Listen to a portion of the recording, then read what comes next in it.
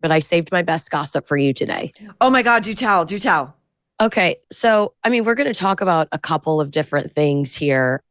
We're being besieged by Meghan Markle right now. I don't know if you've noticed this. It's like the kind of PR we would have expected if you were like, I don't know, premiering a brand new lifestyle show on Netflix, or you were launching a brand new podcast and you were eager for a lot of people to listen.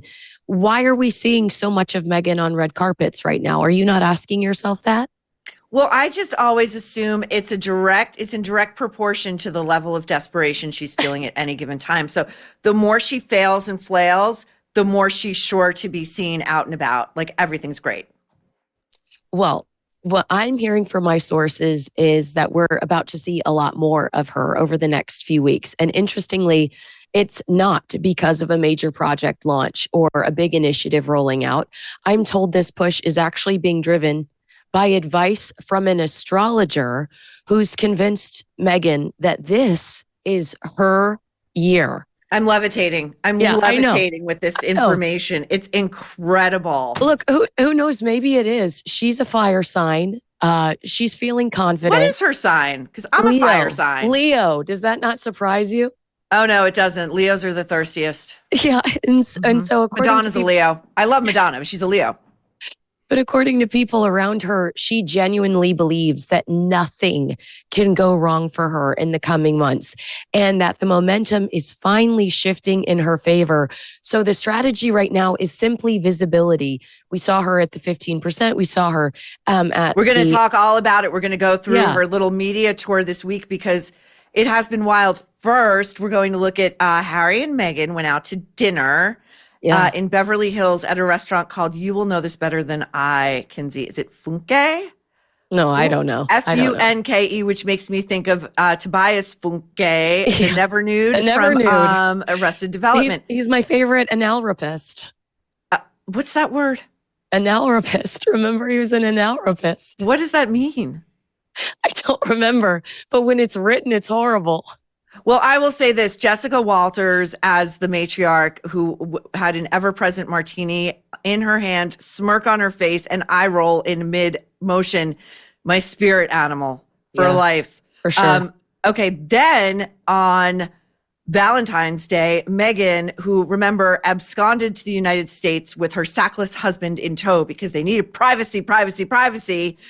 Again, in direct proportion to the desperation we're feeling, that's how we've predicted these many months on the nerve that we're going to see. We keep inching closer to seeing the full faces of these children. And I'm just going to say the thing that nobody will say, but we're all thinking, if she really believed these kids were beautiful, we'd have seen their faces by now. We get a look in profile of Lily in Harry's arms. And then they traipsed over to the NBA All-Star game this weekend because where else would you go if you really want your privacy than the NBA All-Star game, which attracts even just like casual fans of basketball? They were seated courtside. I wonder, do you think this was kind of like whoever designs the seating arrangements in the celebrity-studded front row had a bit of a it was like a bit of a laugh. It was a bit of a shiv at Meghan seating her next to Hollywood royalty in Queen Latifah. Like she's the discount Duchess sitting next to Queen it's Latifah. The closest she's going to get to royalty for a very long time. Closest she'll get to any sort of, it's going to be Queen Catherine, and we all must brace for what Meghan does when that coronation comes about. And then, so I wanted to break this apart with you a little bit, like if you were our beloved Mark Bowden. The body language of Harry and Meghan at this all-star game. We're going to watch it in real time. And then we've got a version of it that's slowed down so we can see exactly what Meghan is attempting to get her husband to do here. Okay, so let's look at the first reel. Meghan is waving to the camera. She's never as alight as when there's a camera in front of her. Mm-hmm. And then she leans into Harry.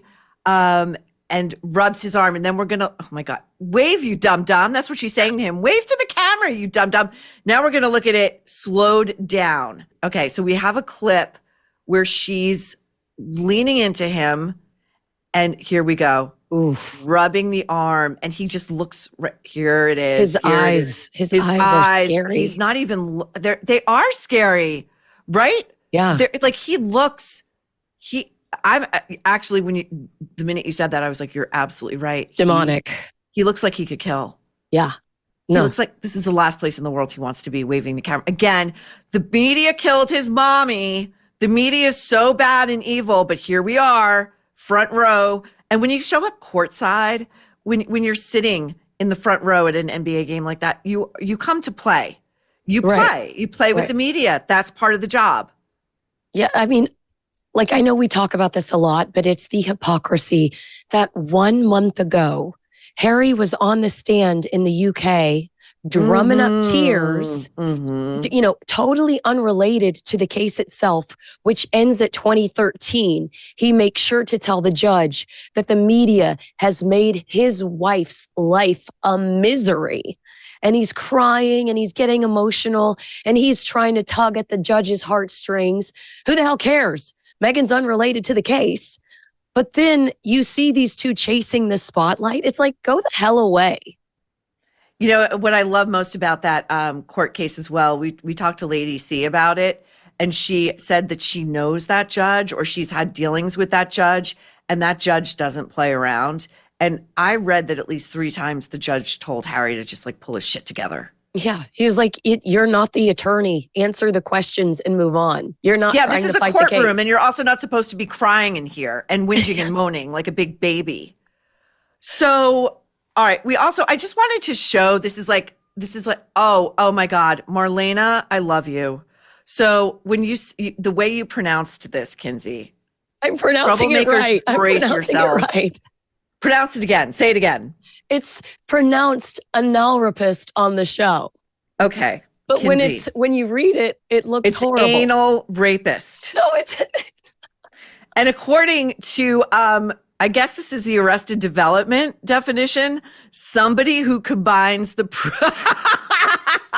somebody who combines the professions of analyst and therapist, thus becoming the portmanteau anal rapist. You know what? We're going to skip where the tributary I was going to go down because this is too good of a transition. Let's go to the as ever pantry. You want to talk anal rapist? Should we make Meghan Markle the nerves anal rapist? I think we will. I think that will be. You know what, Meghan?